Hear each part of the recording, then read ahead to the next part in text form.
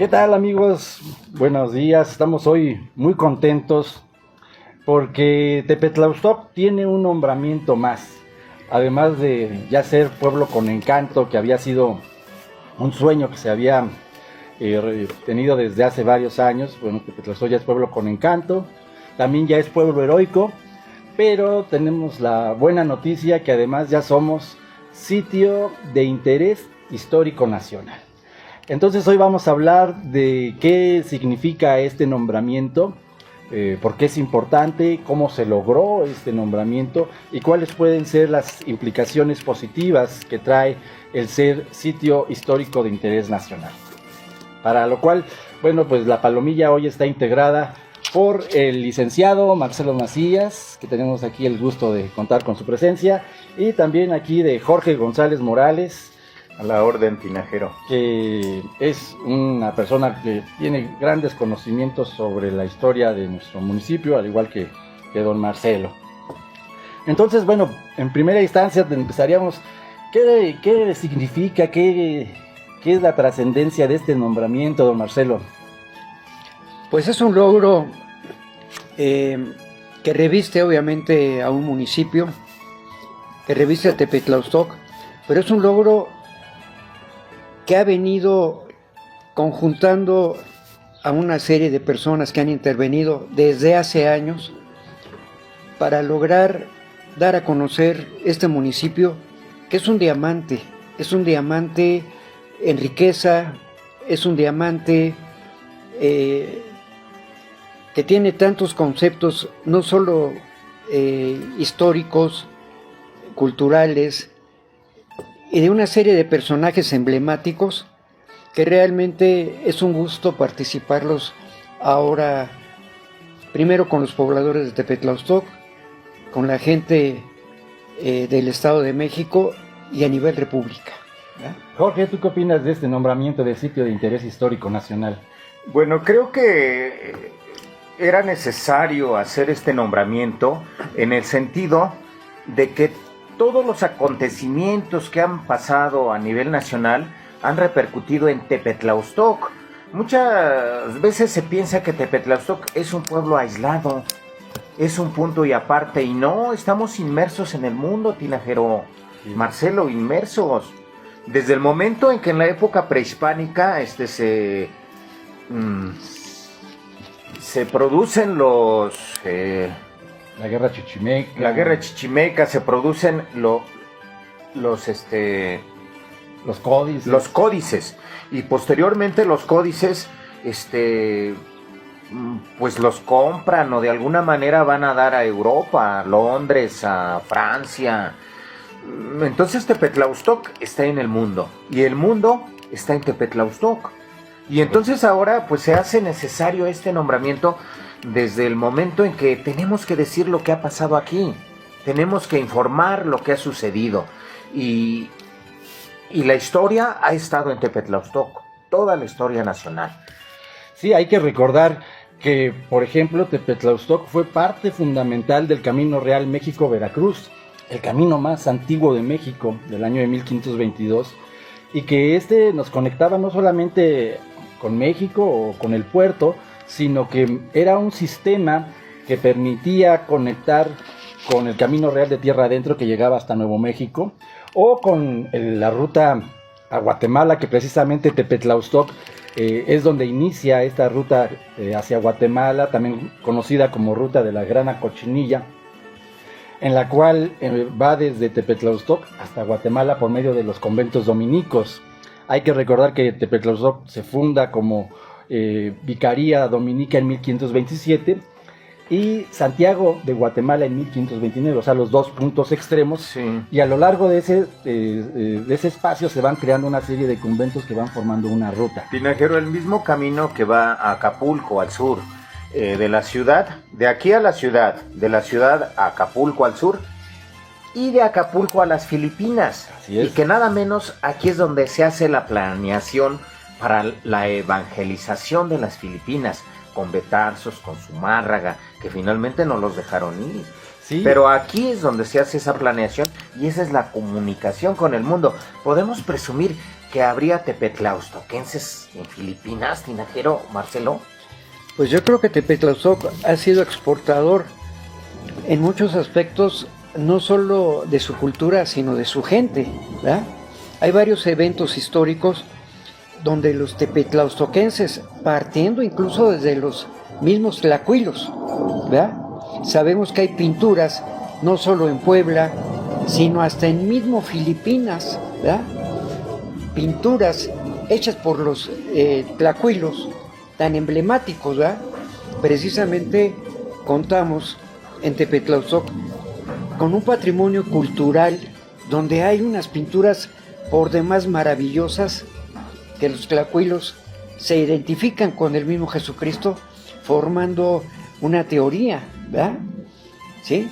Del sincretismo, cosa que todavía nos falta por estudiar más, por adentrarnos más, por la filosofía que tenemos en esos tesoros. Yo creo que Tepetlaustoc ha sido un centro de exportación no solo de cultura, sino de personajes. Sí, de hecho, ahorita hay una gran necesidad en la juventud, en la niñez, porque ha habido una serie de cambios en la educación en México y ahora se está requiriendo cada vez más el conocimiento de la historia local, de las comunidades, ¿no? Entonces, en ese sentido, este nombramiento yo creo que también implica a que los jóvenes se acerquen a conocer la historia de su municipio, por ejemplo, ¿no? Entonces yo creo que va a ser una buena oportunidad este nombramiento, igual también para aumentar el número de investigaciones y con esto fortalecer la identidad municipal. Por ejemplo, ahorita que estaban hablando de los códices, hay que recordarle a nuestro auditorio que Tepetlaustoc es conocido mundialmente por sus códices. Tenemos el Códice Keseburg, que está en el Museo Británico, el Códice Vergara, que está en la Biblioteca Nacional de Francia. Tenemos también el Códice Asunción Cuautepoztla, que está en la UNAM. Y aquí en el municipio tenemos el Códice San Andrés Atlítec, o de las Peras, que está precisamente en esa comunidad. Entonces, gracias a esos códices, se ha podido hacer muchos de los estudios para recuperar la metodología de la lectura de los códices, por ejemplo, con don Joaquín Galarza, con Perla Valle, que fueron grandes estudiosos de esos temas. Ahora, el nombramiento nos lo da la Asociación Nacional de Cronistas de Comunidades y Ciudades Mexicanas, Asociación Civil, la NACIM, y la AMECROM, que es la Asociación de Cronistas del Estado de México. Y precisamente se hizo una investigación en la que tuvimos pues la fortuna de participar. Aquí la Palomilla anduvimos trabajando arduamente y fue una gran oportunidad de reencontrarnos con el patrimonio cultural tangible e intangible del municipio. Entonces, ¿qué les pareció a ustedes ese trabajo de campo que realizamos a lo largo del municipio para lograr el nombramiento, Jorge? Bueno, de entrada me gustaría hablar de la investigación que nos otorga el nombramiento. En mi caso, acordamos que el tema sería la Revolución Mexicana. Eso me llenó de gusto porque yo tengo algunos documentos, tengo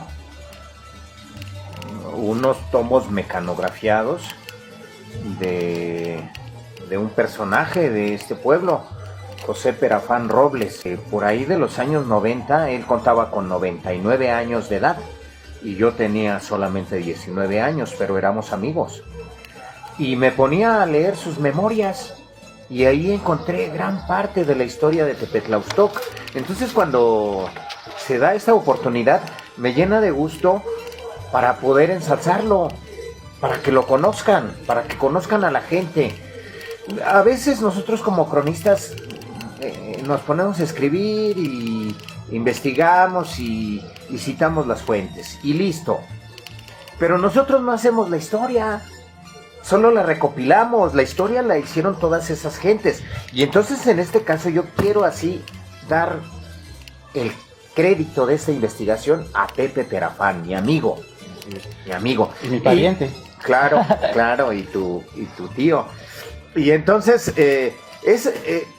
La crónica está basada en las memorias de él, pero no es totalmente de él. También existe otro personaje que es Carlos Viesca Arrache, que por ahí de los años 20, 30, él publica sus artículos en las revistas de cultura que existían en esos tiempos, en El Impacto, no recuerdo qué otras. Carlos Viesca pues es escritor por afición, porque de profesión es doctor. Con el tiempo él viene a vivir aquí a Tepetlaustoc, compra la casa de doña Brígida, casi en el puente de Valdés. Esa era la casa de la familia Valdés, por eso le dicen el puente de Valdés, cuando su verdadero nombre es Puente Santa María Magdalena. Ahí mismo se vuelve a demostrar que no quieren a nuestra santita. Sí, no la quieren aunque sea la patrona. Entonces le pusieron el puente de Valdés. Él compra esa casa y la remodela. Y ese también es un factor importante para crear fuentes de trabajo en aquellos tiempos, en los 70. Ahí es donde se filma la película de la India María, la primer película en 1970. Ahí con los Soler, ahí son las locaciones. Entonces, Carlos Viesca escribe esos artículos de Tepetlaustoc y también me fundamento en eso. Mi fuente bibliográfica, Pepe Perafán. Hemerográfica, Carlos Viesca Arrache. Y las fuentes orales, Tinajero, de tus parientes, de La Bastida, de Pancho La Bastida, hijo de Ricardo La Bastida, que él vivió la revolución.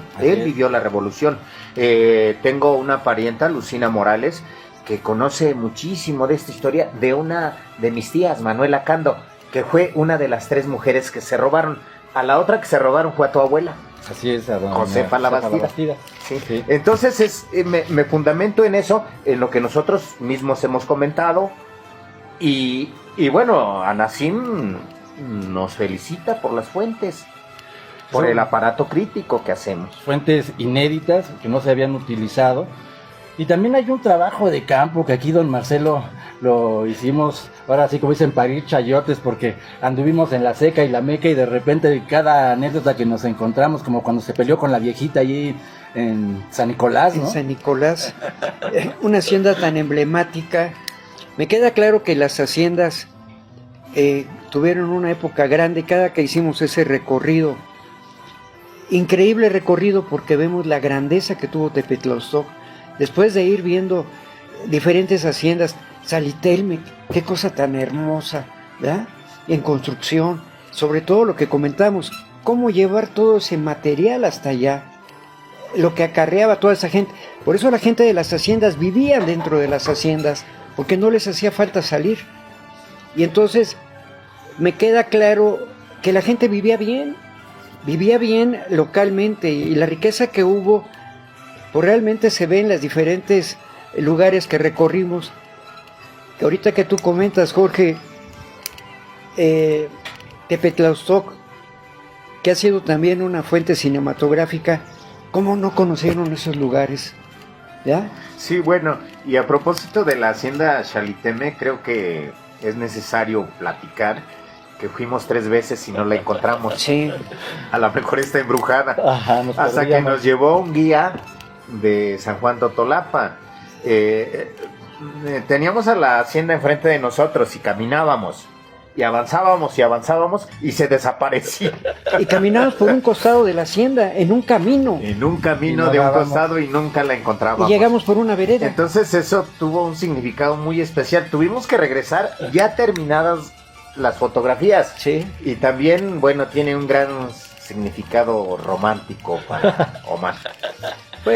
Realmente fue una experiencia tan bonita estar abajo de esos arcos, de esa construcción, pero sobre todo pensar qué tanta historia hubo ahí, qué tanta riqueza, qué tanta productividad, ¿verdad? Y encontrarla en un estado lamentable de tristeza, de destrucción, de saqueo. Y entonces me pregunto, la revolución, ¿qué dejó la revolución a Tepetlaustoc? Para mí, le clavó un cuchillo y lo dejó moribundo, porque fue víctima no de la revolución, sino fue víctima de saqueadores, ¿ya? de gavilleros. Sí, precisamente en la investigación que hago, Pepe Perafán comenta que el pueblo tenía estabilidad económica, social, tenía paz, vivían de lo que trabajaban, había una estabilidad, ellos estaban de acuerdo con el porfiriato. Cuando surge la revolución, el pueblo se espanta, y aquí el gran gavillero fue Dionisio Martínez de San Juan Totolapa, el que acabó con el pueblo, quemó el pueblo, lo exterminó. Las familias ricas, que eran las que mantenían los empleos en las fincas y todo, emigraron a la ciudad. Hubo un momento de la revolución por ahí de 1917, 18, cuando el gobierno federal, el gobierno de Carranza, ordena que Tepetlaústoc sea evacuado. Toda la gente se tiene que ir, el pueblo se queda desierto. En el relato dice, y dejaron las puertas abiertas para que si querían robar no las destruyeran. Eso es doloroso, eso es muy triste, de verdad. Exterminaron al pueblo. En una parte del relato yo escribo, después de 1920, el gobierno ordenó regresar a Tepetlaústoc, pero muchas familias ya no regresaron. Los adinerados y aristócratas se fueron a residir a la Ciudad de México. En el pueblo tenían un administrador. Él les reportaba las utilidades, las ganancias. La clase media se acomodó en fábricas, pequeños negocios, de obreros. Los que se fueron, los más pobres que se fueron a Texcoco y sus alrededores, se llevaron sus animales, sus yuntas, sus bestias de carga, y allá se emplearon en lo que pudieron. Mucha gente murió fuera del pueblo y ahí fueron sepultados. Eso es un gran dolor, porque la costumbre era que te sepultaran donde habías nacido. Naciste. Entonces eso es tristísimo. Y dice, después de 1920 algunos aristócratas regresaron a Tepetlaústoc, pero ya no reconstruyeron sus fincas ni sus campos de labor. Le perdieron afecto al pueblo. Eso es muy triste. Sí, pues casi desapareció Tepetlaústoc, y de hecho Tepetlaústoc a lo largo de su historia ha mantenido una lucha muy importante por conservarse como Tepetlaústoc, ¿no? Lo veíamos desde la guerra chichimeca, en la cual pierde Tepetlaústoc y se le impone el náhuatl, por ejemplo, ¿no? O lo vemos con la conquista, con el proceso de conquista que fue tan duro con los encomenderos, como Gonzalo Salazar, ¿no? Que de ahí surgen los códices. Así es, y como tú dices, llegan a morir más de 30,000 personas para poder establecer el Tepetlaústoc colonial. Y la revolución es otro momento muy duro, porque se rompe totalmente ya con el sistema económico que tenía Tepetlaústoc, que era la arriería por un lado, que también lo había acabado el ferrocarril, y por otro lado la hacienda, que era la unidad de producción clave, ¿no? Entonces Tepetlaústoc queda hecho, valga la expresión, pomada, al borde de la desaparición. Y aquí entra otro tema también importante dentro de este drama que toca vivir en esa época, que es la Guerra Cristera, 1926-1929. De hecho, la NACIM y la MECROM le dieron el nombramiento a Tepetlaústoc como sitio de interés histórico nacional, principalmente por lo acontecido en la Revolución y también por lo acontecido en la Guerra Cristera. Si bien Tepetlaústoc no fue uno de esos focos de rebelión armada en la época cristera, también sufre mucho, y viene a ser ahora sí la gota que derrama el vaso en muchos aspectos, porque hay que recordar que durante esa época se suspendió el culto, y eso implicaba también no solamente el que no se llevaran a cabo, por ejemplo, misas o bautizos o bodas, sino que incluso se suspendió la fiesta. Por ejemplo, ya ves que Perafán dice que la última vez que se realizó una fiesta en forma... 1909. Y en cambio, después viene la Guerra Cristera y se prohíben, por ejemplo, manifestaciones como las danzas. Ya ven que actualmente ahorita hay un gran interés por estudiar las danzas. Operación de las danzas. Entonces, por eso, muchas de las danzas que tenemos en Tepetlaustok, nuestras 8 danzas que tenemos, algunas tienen un origen más remoto, como Santiago, que es desde el siglo XVI, ya se practicaba aquí en México, aquí en Tepe. Pero hay otras danzas que son posteriores a 1930. Sí, inclusive surgen después de esa etapa, Es Tinajero, correcto. y surgen como una manifestación de adherirse al culto, de adherirse a su religión. Y entonces yo me atrevo a decir que algunas de las danzas que surgen en esa época son los serranos, Así es. son los sembradores, los segadores. Empiezan a bailarse apenas en esos años, a diferencia en nuestra versión de algunos otros historiadores que dicen que tiene esas danzas 200 años. Eso no puede ser. Así es. Y luego, regresando a la Guerra Cristera, hay un personaje muy importante. Fíjense que en la historia de la Iglesia Católica ha habido 30 antipapas. Dentro de esos 30 antipapas tenemos uno que estuvo vinculado con Tepetlaustok, don Joaquín Pérez y Buda, conocido como el Patriarca Pérez. Él fue el patriarca de la Iglesia Católica Mexicana, que surge en 1925, precisamente en todos estos problemas en torno a la Guerra Cristera, y es uno de los grandes antecedentes por los cuales se va a dar ese conflicto. Incluso a raíz de que se funda esta Iglesia Católica Mexicana, se va a organizar la Liga de la Defensa de la Libertad Religiosa, que tuvo ahora sí que representación en todo México, en casi todas las parroquias. Entonces, Joaquín Pérez y Buda, antes de ser el Patriarca Pérez, fue párroco de Tepetlaustok.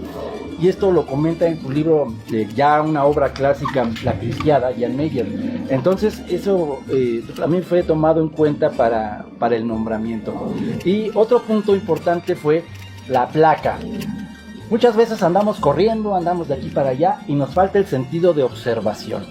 En la parroquia, ahí donde está la portería, hay una placa que dice que se puso para conmemorar el fin de la Guerra Cristera, ¿no? Y ahí está la placa, que como les digo, hay poca gente se da esa oportunidad de leerla, y es en reconocimiento de que se acaba la guerra, que entran los acuerdos entre el gobierno y la iglesia, y se vuelve a tener ese culto. Ahora, habrá gente que dice, bueno, ¿por qué se llama Guerra Cristera o Cristiada? Porque precisamente los cristeros, su grito de guerra era ¡Viva Cristo Rey! Entonces era lo que defendían ellos a capa y espada. Y en esa época surgen personajes como San José Sánchez del Río, que hoy es santo y que incluso tiene un culto fuerte, por ejemplo, en Jolalpan. Entonces, la Guerra Cristera tiene muchas incidencias. Otra es precisamente las pinturas murales que están en el convento de Tepetlaustok. Hay que recordar que las encalaron para evitar la profanación. Y los santos de los nichos de San Sebastián. Sí, ahí los quitaron en la época de la Cristera porque precisamente el gobierno estaba en contra de todas estas manifestaciones públicas. Sí. Entonces ahorita, por ejemplo, don Marcelo nos platicaba, ¿no?, de las pinturas murales. ¿Qué nos podría platicar de esas pinturas ya en concreto, de ese metamensaje que tenían esas pinturas murales del siglo XVI, don Marcelo? Pues son tan representativas que podemos ver precisamente cómo los tlacuilos, que les dejan una tarea a los dominicos para pintar esos recuadros de la Pasión de Cristo, cómo ellos empiezan a transformar y empiezan a identificarse con el mismo Jesucristo, ¿verdad? Son tan emblemáticas que de repente los personajes, sin darse cuenta uno, cómo van cambiando, ¿verdad? Hasta llegar a algo que se me hace tan emblemático, encontrar un personaje tan controvertido como fue Hernán Cortés, ¿verdad? Y cómo aparece en la flagelación y posteriormente clavándole los pies a Cristo. ¿Qué quiere decir? El sufrimiento que tuvieron los conquistados por los españoles era igual que la pasión que tuvo Cristo. Y se identifican con el mismo Nazareno de tal forma que se ve su dolor palpable. Creo que no hay otro viacrucis en el mundo como este. donde quien crucifica a Jesucristo son los españoles. Es correcto. Y aparece un personaje que es María Magdalena. Pero son tan emblemáticas esas pinturas que valdría la pena dedicarnos más tiempo.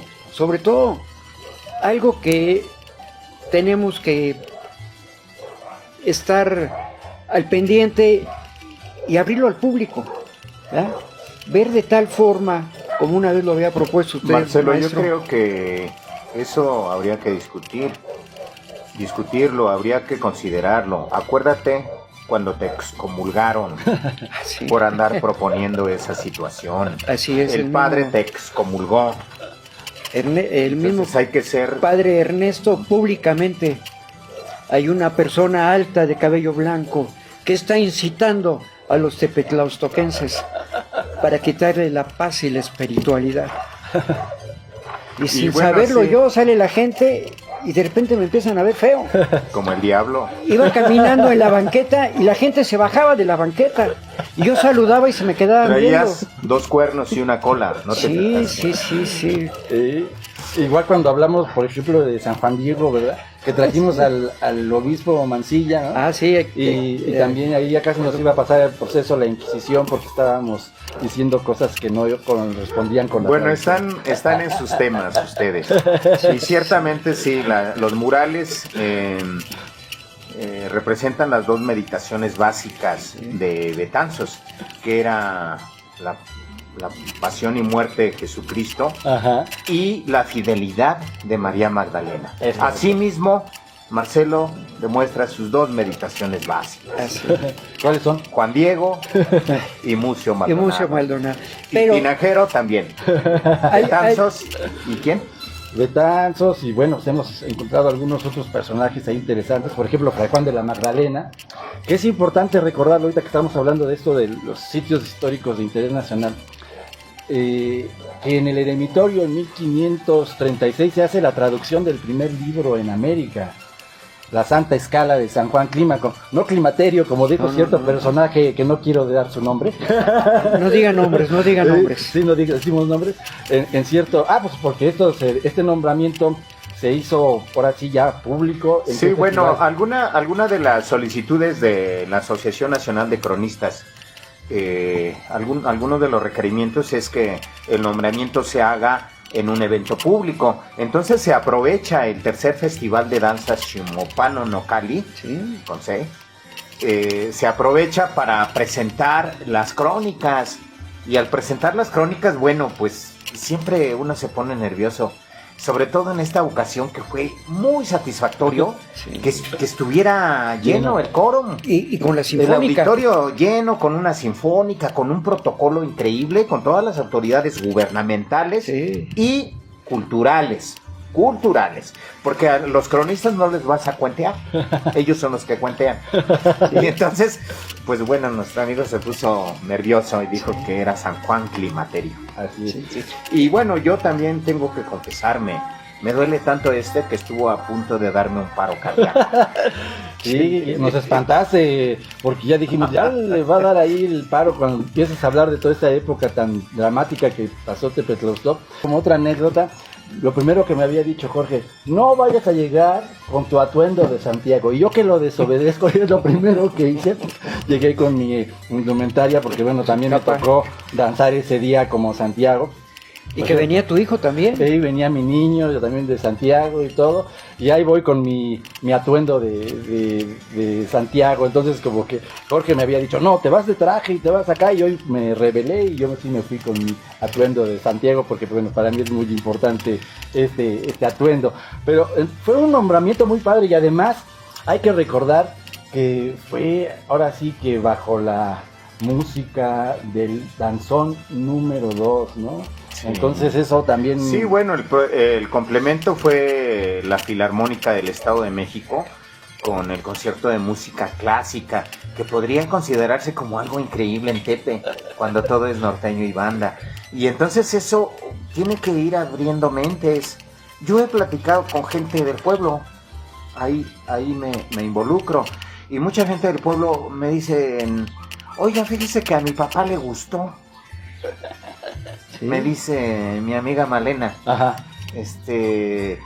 A mi papá le gustó y pues claro que les tiene que gustar. A mí me conmovió tanto porque, pues bueno, yo he ido a festivales de música clásica, he ido a diferentes lugares y cuando tocan esas piezas musicales del nacionalismo mexicano, cuando tocan a Moncayo con el guapango, a Arturo Márquez con el danzón número 2, pues la piel se te enchina y dices, ¿por qué esto no en mi pueblo? Y ahora que se hace, bueno, pues es un gusto tremendo, increíble. Sí. Y la gente feliz, yo la verdad tengo muy presente porque Carlos Daniel Vera me había dicho que qué música quería yo para el fondo, ¿verdad?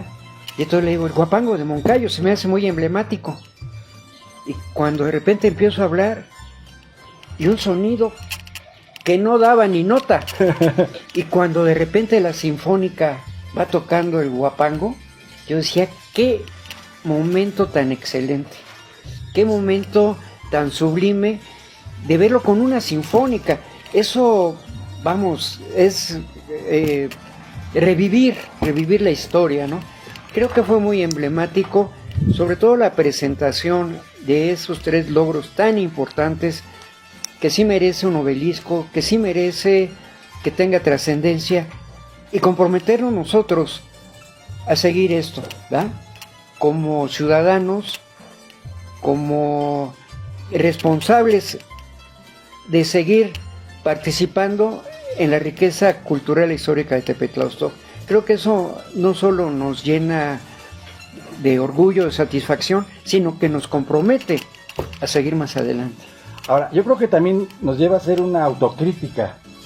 Por ejemplo, ahora que estuvimos haciendo este trabajo de campo tan interesante, que de repente luego nos andábamos cayendo, que nos perdíamos en los caminos, que no hay señalética, ¿no? Nos llenábamos de terror porque se estaba haciendo de noche. Que nos sacaron un rifle, nos apuntaron. Sí, bueno, todo eso demuestra que la cultura en Tepetlaustoc es difícil. No hay una vocación de servicio y ese es uno de los requisitos principales para que un pueblo sea nombrado mágico. Pregúntenle a él, ¿y dónde? Aquí está. Sí, ni siquiera lo conocían, o sea, es bien difícil esto, es bien difícil. Y la otra es de que, sí, ciertamente podemos hacernos una autocrítica, ciertamente, pero también podemos hacernos reconocimientos. Y hay cosas que se hacen en este pueblo y nadie te lo reconoce. Así es correcto. Sí, hay mucha envidia entre los mismos cronistas, entre la misma gente de cultura. Ahora la crónica se ha puesto de moda. Después del encuentro que hubo aquí de la NACIM, de la NACROM, se ha puesto de moda y todo el mundo pretende ser cronista, cuando ni siquiera sabe qué quiere decir crónica, cuando ni siquiera ha leído un libro. Ahorita tenemos aquí estos libros porque son los que va a leer su servidor en 6 meses.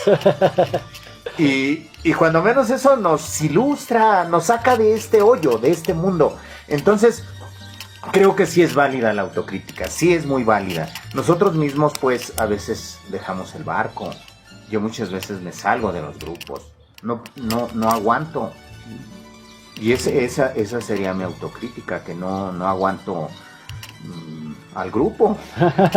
¿Sí? Es tan emblemático que vengan aquí a Tepetlaustoc, que conozcan lugares como cuando hubo aquel evento en la bahía, ¿verdad? Cronistas de diferentes partes del Estado de México, creo que el 99% muy agradables, con mucha predisposición de invitarnos a sus diferentes espacios culturales, pero también gente un tanto cuanto oportunista. No quiero decir nombres, pero gente que de una u otra forma le han asignado un cargo de cronista y en lugar de llevar una exposición de un tema que nos invite a conocer su lugar, nos platica cómo llegó, cómo fue aquel debate para los su que te vienen a hablar de Karl Marx. Sí, entonces yo creo que tenemos que ser cuidadosos con aquellos que se dicen cronistas, ¿verdad? Primero saber, como alguien me lo dijo, yo no sé cuál sea su perfil cultural. Claro, Marcelo. ¿Verdad? Entonces, y no digo nombres, y no digo nombres. Perfil profesional. Entonces, quiero decirles que no es momento de oportunismos. Sí, es momento de llevar una secuencia, ¿verdad? Una secuencia de los trabajos que ya se han hecho. Sí, bueno, a propósito del encuentro de cronistas que hubo aquí en Tepetlaustoc, Dirección de Turismo me habla por teléfono y me invita para hacer una guía. Y yo me pongo a leer los apuntes. Muchos de esos apuntes están basados en lo que es escritor tinajero, o sea, eso siempre lo he dicho. Y entonces, pues hago una preparación porque pensé que eran gente normal. Y cuando me dicen que son los cronistas me puse muy nervioso. Y entonces fuimos al eremitorio, ahí estaban y ya no hubo necesidad de hacer la crónica del Museo Eremitorio, porque un día antes habían hecho la representación del recorrido nocturno. Ustedes, sí, a ti ya te reconocían como Fray Juan de Zumárraga, te querían besar la mano. Sí, la bendición. Y entonces nos fuimos a la iglesia. Bueno, salimos a Tlaxcantla, expliqué la fuente imperial, las arcadas de la entrada de la iglesia, así como a grosso modo la Plaza Hidalgo, que trazó mi amigo. ¿Sí? Mi amigo el encomendero Gonzalo de Salazar. Y luego el atrio, y luego la fachada de la iglesia. Y ya entramos a los murales, explicamos los murales y los retablos, tinajero. Los retablos que son tan exquisitos, tan llenos de imágenes que no me los puedo aprender. Así es. Y entonces empecé a explicar el barroco, el estípite, el salomónico, todo ese estilo. Y de repente uno de los cronistas me dice, ¿y el plateresco? Y entonces yo me puse muy nervioso y ya no sabía qué contestarle. Y entonces yo me recordé de que el estilo plateresco está plasmado como un plano, como un modelo en el convento de Acolman, y que lo hicieron los agustinos, y que los agustinos es la última orden que llega a México. Y entonces de ahí le derivo toda la información, y él se ve muy complaciente, quedó bien. Nos seguimos con los retablos, tinajero, llegamos al de Ecce Homo, o Padre Jesús. Y le estoy explicando lo de María Magdalena, lo de las vírgenes, ¿por qué están ahí? ¿Por qué está María Magdalena? Porque tuvo una relación con Cristo en cuanto a su fidelidad. ¿Por qué está la Virgen María? Porque fue su madre. Bueno, todo eso lo estoy explicando perfecto. Ya casi salgo, ya casi termino. Y hasta arriba hay dos figuritas. Y me dice una de las cronistas me dice, ¿y esos dos que están allá arriba quiénes son? Entonces, así como remotamente, me acuerdo de lo de Imágenes del Silencio y dije, ¿quiénes son? ¿Quién tiene que ver con María Magdalena, con María, con la Virgen María? Y recuerdo, es Gabriel, la Anunciación. Y Miguel, los arcángeles. Y le dije, el arcángel Gabriel, el arcángel Miguel, la Anunciación. Miguel representa esto. Muy, muy, muy seguro de mí mismo. Uno se queda satisfecho porque dices, ya la libré. Nos fuimos con el presidente a su privado. Ahí se hizo como que el agradecimiento y demás. Antes de entrar, el que me había preguntado del plateresco me enseña su teléfono y me dice, ¿estás bien? Ya lo investigué.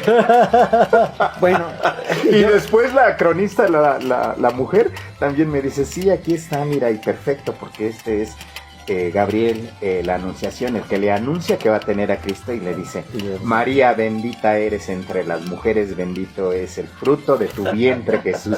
Me sentí salvado, tinajero. Yo no entiendo, tú que a veces eres tan ateo, tengas un rayo de iluminación, Me lo da eso. Sí, porque bueno, La confrontación me lo da. bueno, ahora yo creo que sería interesante yo a manera de conclusiones el platicar cómo ven ustedes, cómo le podemos sacar jugo a este nombramiento, porque no nada más ya se obtuvo y ya, ¿no? Se mete al cajón de los recuerdos. Yo creo que hay que hacerlo valer. Sí, mira, tinajero, dentro de los requerimientos que piden las asociaciones es la publicación de las memorias o de un libro. Entonces, bueno, pues ya estamos muy avanzados con Carlos de Comunicación Social. Entonces yo creo que eso va a impactar, el hecho de publicar un libro con estas evidencias y sobre todo con las fotografías tan ricas que tenemos. Así Esa es una. La otra, la pretensión de que el 9 de julio, que es el aniversario del nombramiento de municipio, de ayuntamiento. de ayuntamiento, perdón, se haga una expo fotográfica. Contamos con alrededor de 85 fotografías son, ¿no? ¿O cuántas son? Más yo creo, pero de esas escogimos 35. 35 fotografías para exponer, entonces que la gente conozca esos lugares. Así y es. que sepa que ahí es Tepe. Y que sienta esa nostalgia que nosotros sentimos. Sí. Esa nostalgia de esa grandeza que hubo en Tepe. Y que con eso logremos que sientan esa identidad del pueblo. Por eso es Que que empiecen a querer al pueblo. Esa es una cuestión. La otra que yo propondría es hacer una ruta turística. Una ruta turística de estos temas. Ajá. Por ejemplo, la ruta interna. ¿Dónde se dio la revolución? Yo mi narración la hago en la Santísima, en la tienda de Tlatelco, la esquina de Tlaxcantla con la Santísima, el puente de Valdés, la iglesia. Explicar qué fue lo que pasó ahí. Tú que puedas demostrar la placa. Así es. La placa de la Guerra Cristera. Conseguir una fotografía del antipapa, mostrárselos. Vimos las pinturas murales. Las pinturas murales. La iglesia San Sebastián. Y ya con más ambición irse a las haciendas. Así es. En una ruta de cuando menos 2 días, porque no cubres en un día. Así es. De hecho, Y de esa manera darles a conocer esto. Cuando la gente empiece a conocer esto, empiece a conocer el pueblo, lo que ha pasado aquí, va a empezar a querer al pueblo, ya no va a tirar basura, los comerciantes te van a atender con gusto, a lo mejor hasta barren su calle. ¿usted qué opina, don Marcelo? Después de la visita de Canal Mexiquense, que ya es un acercamiento del gobierno del Estado de México hasta este lado, me queda claro que los minutos que nos dieron fueron nada para todo lo que hay que comunicarles. Bueno, y más para ti, que no hablas. Y yo creo que es necesario que tengamos más canales de comunicación y que los llevemos a esos lugares para que vean las grandes anécdotas, las grandes historias, todo lo que conlleva Tepetlaostoc, como puede ser el Puente Tronchado, donde Mucio Maldonado es emblemático a nivel de la historia, ¿verdad? El lugar donde se lleva la batalla decisiva, donde se vence a Leonardo Márquez, el Tigre de Tacubaya, donde Porfirio Díaz le hace un homenaje post-mortem a Mucio Maldonado, ¿verdad? Entonces, para que pudiera entrar Benito Juárez a izar la primer bandera republicana después de esa batalla. ¿Qué tan emblemático es Tepetlaostoc? Creo que a partir de estas nominaciones tenemos que buscar que la gente voltee a este lado. Sí, es muy importante y bueno, yo creo que tendremos también que formar un consejo de la crónica, como en Chiconcuá, como en Texcoco. Yo creo que eso de que ya nada más sea un solo cronista, creo que eso ya está superado, porque creo que necesitamos un cronista para cada pueblo, para cada barrio, cada mayordomía, cada cuadrilla de danzas, para que podamos avanzar, porque una sola persona por sí solo no se acaba la historia de Tepetlaostoc. Luego, ahorita que hablábamos del libro que va a salir, se llama Vientos de Nostalgia, precisamente porque cuando andábamos por las haciendas, a veces había lugares recónditos, ya totalmente solitarios, en donde lo único que se escuchaba era el viento. Ventarrones que casi nos levantaban. Así Acuérdate cuando a Marcelo lo tiró el ventarrón allá en Tierra Blanca y fue rodando, exponiendo su vida en pos de la cultura. No, que me espantó porque cayó ahí en un hoyo, ¿no? Y luego lo tuvimos que estar sacando. Cuando Perfectamente llegamos arbolada. agotadísimos, Carlos, a las ruinas, y en ese momento llega una pareja en un coche. Bueno, eso nos muestra que como son lugares poco conocidos a los que vamos poco, con una brechita que te pierdas ya te perdiste. Entonces pues Sí, hay y una la serie. necesidad de la señalética. Así es. Ujú. Entonces necesitamos señalética. Por ejemplo, ahorita se está promoviendo mucho, ve a San Telmo. Y simplemente de Tepetlaustok a San Telmo es hora y media en camino, eso siempre y cuando no te pierdas. Pero también vimos cosas muy tristes, por ejemplo, esto de allí en Altica, cómo le hicieron esa barra tan horrible a la hacienda para que no se viera. En San José Altica, destruyendo toda la arquitectura colonial, la arquitectura original de la capilla del casco. Bardearon con bloc y con concreto, así. Porque la hacienda tiene un dueño y el dueño nos recibe desde el campanario con un arma y nos prohíbe tomar fotografías y nos pregunta a qué vamos. Ahí es donde hablo de la falta de vocación al turismo. O sea, eso no es posible. Yo creo que si se logra hacer una ruta, que se lograra hacer una ruta turística, tendría que sensibilizarse a esa gente. No dejan de ser patrimonio histórico. Entonces, primero, notificarles que son patrimonio, que están dentro del municipio y que tienen que tener una normatividad arquitectónica, ¿verdad? Sí, que no porque es patrimonio. Y no lo que nos pasó en la hacienda de San Nicolás, ¿verdad? Que porque son otros ejidatarios, tenemos que depender de ellos, de su comisario, ¿verdad? Y nos tratan con la punta del pie, aún yendo con un vehículo oficial. Bueno, pues vamos a concluir este tema tan interesante que hoy nos ha reunido aquí. ¿Y cómo podríamos nosotros ver a un corto y mediano plazo sacarle jugo a este nombramiento de sitio de interés histórico nacional, Jorge? Bueno, pues cosas prácticas. Por ejemplo, ya tenemos información de Joel Velázquez Alpuche, actual tesorero de la presidencia, que quiere 1000 libros para ponerlos a disposición de las escuelas, para que los niños se enteren de lo que hay en este pueblo. Se me hace muy bueno eso, pero no es suficiente. Hay que hacer rutas turísticas que incluyan desde las haciendas hasta los lugares internos de aquí del pueblo, para que conozcan dónde pasó esta parte de la historia. A lo mejor con representaciones teatrales, como te encanta, Marcelo. Ahora podrías disfrazarte de alguna otra cosa. ¿Qué otro personaje le gustaría hacer además de Muncio y de Zumárraga? Pues a lo mejor, yendo a los extremos, gavillero. Un gavillero. Un gavillero para que vean. Bueno, yo creo que la inferencia. Te quedaría bien la de Dionisio Martínez, el de Totolapa. El de Totolapa, para que también sea una persona emblemática para Totolapa, ¿verdad? Y en un momento dado, el por qué destruyeron tanta riqueza. Fue una autodestrucción, que me queda claro en el cortometraje de John Borg de 1956, The Ancient Village. Ese Tepetlaustok moribundo, porque como bien lo comentaste, Jorge, en 1920, supuestamente la terminación de la revolución. ¿Qué pasan esos 36 años con Tepetlaustok? No son 36. En mi narración yo digo, Tepetlaustok quedó destruido durante 60 años.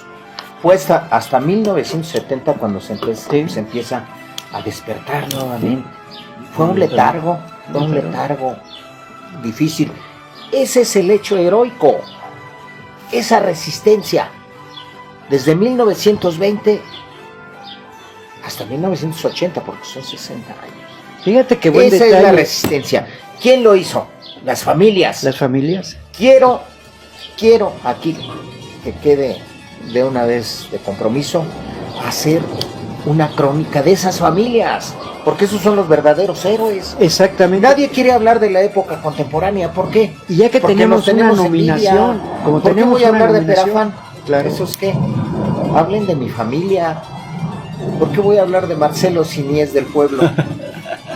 No, hay que dar el reconocimiento y el lugar a esas gentes. Alguna vez ya hice un protocolo de bienvenida a los mexicanos, la mayordomía de los mexicanos, que mucho tienen que ver en la resistencia que hubo de ese pueblo, porque ellos son con su migración, a veces diaria, a veces semanal, a veces mensual, con esa migración laboral, mantuvieron a Tepe. Y el camino que hicieron para llegar a conectar a Tepetlausto con la carretera, que fue... Entonces, yo creo que es necesario posteriormente hacer una crónica de todas esas familias y darles el reconocimiento y decirles gracias. de esos héroes heroicos y que podemos ensamblarlos con el reconocimiento de pueblo heroico. Pero también necesitamos más cronistas.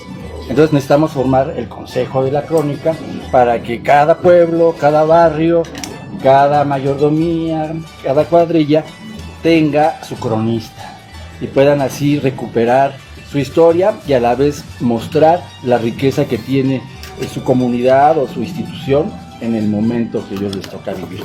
Entonces, bueno, pues agradecemos a todas las personas que nos han estado viendo y vamos a seguir trabajando aquí la Palomilla en conjunto para sacar adelante todo este proyecto de historia de Tepetlausto, porque hay que recordar que para Tepetlausto la historia no es algo secundario o accesorio, sino que es algo que incluso nos podría dar un mejor bienestar en lo económico, en lo cultural, en lo social. Actualmente hay una economía que se llama la economía creativa, que precisamente fomenta toda esta riqueza que hay, por ejemplo, en Tepetlausto. Así que muchas gracias y pues esperemos vernos en otro podcast. Gracias. Gracias. Tepetlaustoc, pueblo con perspectiva de crecimiento.